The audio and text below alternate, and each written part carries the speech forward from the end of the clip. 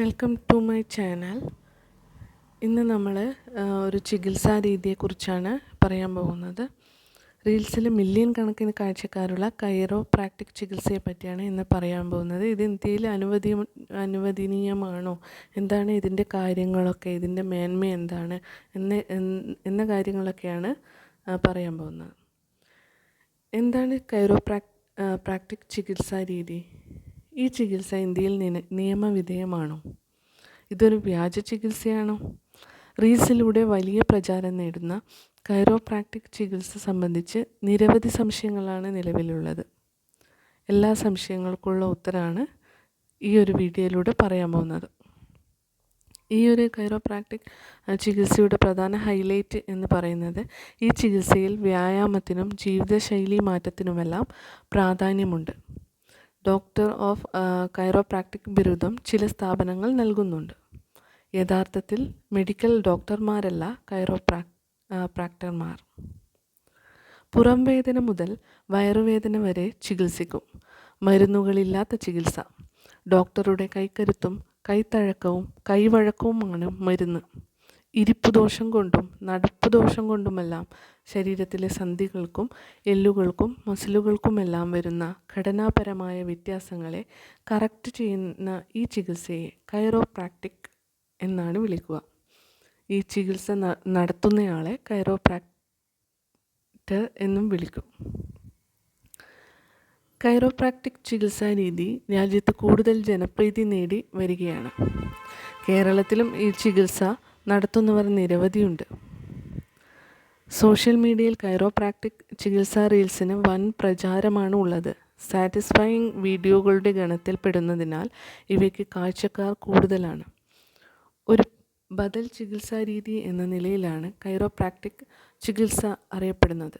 മസിലുകൾ, സന്ധികൾ, നട്ടെല്ല് തുടങ്ങിയ ഭാഗങ്ങളുമായി ബന്ധപ്പെട്ടുള്ള ചികിത്സകളാണ് കൈറോപ്രാക്റ്റിക് ചികിത്സാ രീതിയിലുള്ളത്. എല്ലുകൾ, മസിലുകൾ, സന്ധികൾ എന്നീ ഭാഗങ്ങളിലെ പലവിധ വേദനകൾക്കും ആശ്വാസം പകരുന്ന ഒരു ചികിത്സാ രീതിയാണ് ഇത്.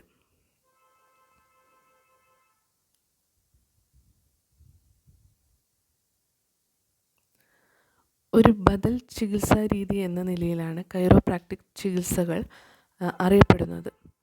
മസിലുകൾ, സന്ധികൾ, നട്ടെല്ല് തുടങ്ങിയ ഭാഗങ്ങളുമായി ബന്ധപ്പെട്ടുള്ള ചികിത്സകളാണ് കൈറോപ്രാക്റ്റിക് ചികിത്സാ രീതിയിലുള്ളത്.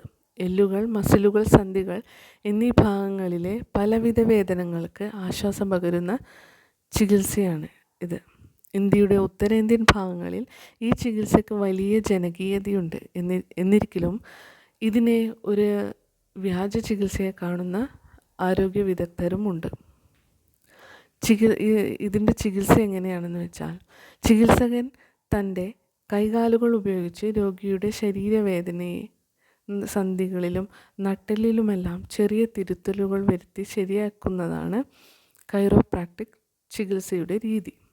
ചില ചികിത്സകൾ ഗ്യാസ് ട്രബിൾ പോലെയുള്ള അസുഖങ്ങൾക്കും ചികിത്സ നൽകുന്നത് കാണാം.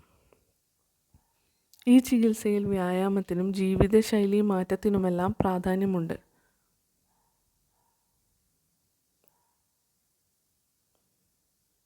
വ്യാജ ചികിത്സാ രീതിയെന്ന് ആരോപണമുണ്ടെങ്കിലും UK-യിലും US-ലും ഒട്ടുമിക്ക സംസ്ഥാനങ്ങളിലുമെല്ലാം ഈ ചികിത്സകൾക്ക് പ്രവർത്തിക്കാൻ അനുമതിയുണ്ട്.